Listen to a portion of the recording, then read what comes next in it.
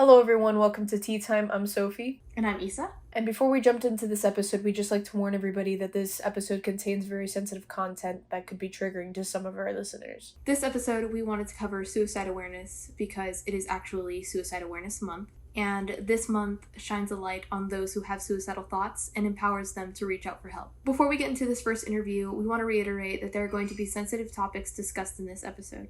We do not recommend you listening to this with young children, so viewer discretion is advised. Our first interview was with someone who has experienced suicidal thoughts and behaviors, has gotten help, but would like to remain anonymous for the purpose of spreading awareness. At the time that you were experiencing these thoughts, what was going on in your life? In my life, at the time, some would say it was just normal. Everybody has their own hardships. And I guess that's one of the tropes of people who go through these, let's put a name on it, suicidal thoughts and tendencies, depression. When you're feeling that sort of way, time in my life, what I was experiencing, kind of tend to play down your own experiences. And looking back on it, I know that it was a hard time, but at the moment, it was just me going to school, having a hard time, keeping relationships, feeling that I was inadequate, that I was lazy, that I was dumb, that I was stupid. I just didn't like myself, and I didn't feel satisfied with who I was. From the ages of 14, 15, that's where it was kind of a little heavy.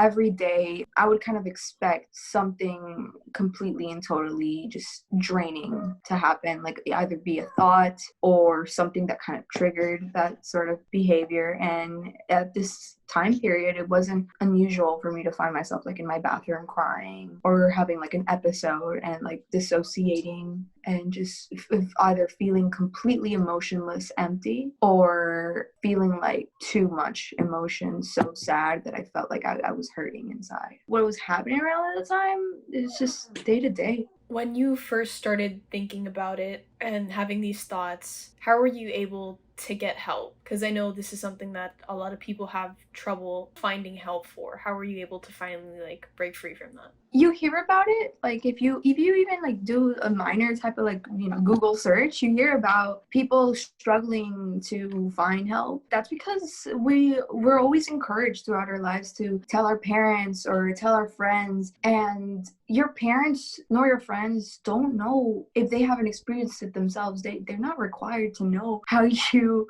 are feeling and what's normal and what they can say to help you feel better. If anything, sometimes they can be the cause of you feeling that way. And a lot of the times that's what caused me to feel that way. There were so many things that my parents would say to me that would just make me feel horrible and would bring me to that point. So seeking help is very hard. In order for me to get help, I had to beg my parents to help me find a therapist or a psychologist. For months on end, I would beg them and be like, if you want me to get better, I'm gonna need to start seeing somebody because you're not helping me and I'm not getting better by myself. They didn't really know what I needed to get better at. To them, all I was just lazy and whiny. And my mother happened to be a little more involved at this period of time, and she helped me look for a therapist. They're very expensive though if you just try to look for them randomly. So I had to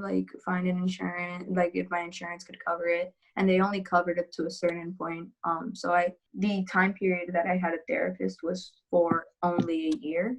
And then my insurance couldn't cover it because of X and Y reason. So it was hard. I did have to battle with them. There are other ways of seeking help. You can try and go online, look for people who are experiencing similar things to you as you, is what I would tell anybody. It wasn't until I read this story where somebody was the description of this person was acting exactly like I was, that I realized that there might have been something actually that people already know about.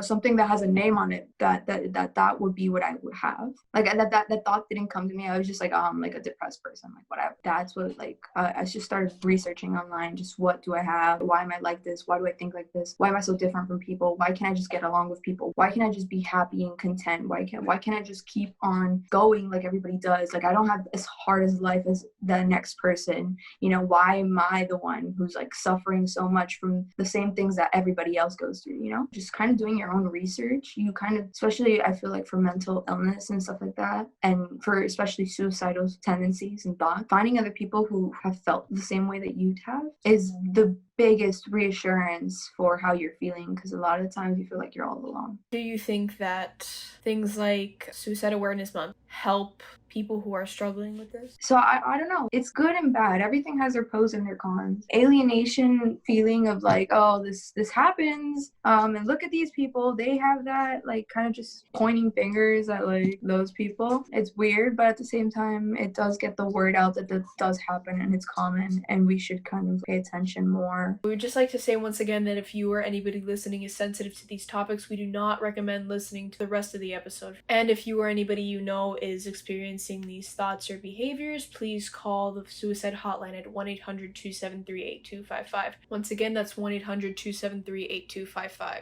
Our next and final interview was with Dr. Estep, who has a doctorate's degree in psychology. She used to work in a mental facility, and she currently works as a school counselor. What are some factors that can lead someone to contemplating suicide or even making that final decision of, I'm going to end my life? I think that's a really hard question to answer, because I think for each person it's going to be very difficult what you hit as your threshold. What we know from the research and the literature is that when a person chooses to complete a suicide, or when a person has decided to commit suicide, they've basically hit the point where they feel like there are no other options. So there is nothing left for me to do. And so I have no other option but to end my life, whether it's because I'm trying to make things better for someone or whatever the reason they feel in their hearts, their heart of hearts, that this is it. I have no other choice. So those are, very obviously very serious. And here's where I launch into, like I said to you guys, anytime I've spoken about suicide, or I've spoken to people about suicide, I always like to throw in, there are in the United States lots of different hotlines and national resources. So I'm just going to throw it out there, the National Suicide Prevention Lifeline, 1-800-273-TALK. It's basically a crisis hotline that helps with a lot of issues, not just suicide, but basically anyone who feels sad, hopeless, or suicidal, or anyone that's even concerned about a loved one can always call there. And, if you don't want to talk, there's also a crisis text line where all you have to do is text MHFA. So that's 741-741. And those are available all the time. So I did want to throw that out there. How can suicide affect the victim's family psychologically? Oh, it has, that's one of the things with suicide. It has so many ramifications, not just for the person who completed the suicide, but also the family members. There comes a lot of mixed emotions in the sense of, why did I not see it? There's a certain amount of guilt of why didn't I do something to stop this? There's a certain anger of, I've heard a little bit of everything. You took the coward's way out and you left me with this big mess. So it ranges. It's a pretty big gambit of responses, from guilt to anger to just sadness and grief of not being able to have said something or seen something that somehow let you as a family member try to make a difference. And so you do see a lot of that with family members who are grieving. So during months like Suicide Awareness Month, people try to spread awareness. And how do you think that'll help lower suicide rates? I think just like any mental health topic, I think I said this to you ladies before, mental health is not something that's sexy. It's not something that people like to talk about. How often, do you sort of share your vulnerabilities and your insecurities? So I think anything that raises awareness, something, especially a topic this salient, it's hard. And I think whenever you hear of someone who has been through a similar experience, who has overcome it, or just learn of resources that are out there, I think that makes a difference, because you never know. The one person that may be listening, or the one person that happened to have caught this, could say, that's how I feel, that's how I am. Other people have been there. There are other choices, there are other outcomes, there are other places I can reach out to for help. And so I think that makes a difference for everyone. It's something that needs to be talked about. It's something that, is taboo. It's something that, there's this myth that, if you ask a person, are they suicidal, you're more likely to get them to commit suicide. And no, that's not true. So I think we have to get rid of those myths and be ready to be open and frank and talk with people. That was our final interview, and we would just like to say that suicide is a very important topic that needs to be talked about, and awareness needs to be brought to this topic. And both Isa and I have witnessed the effects that it can have on people and how serious this issue is. Suicide awareness should be talked about all times of the year and not only in this month alone.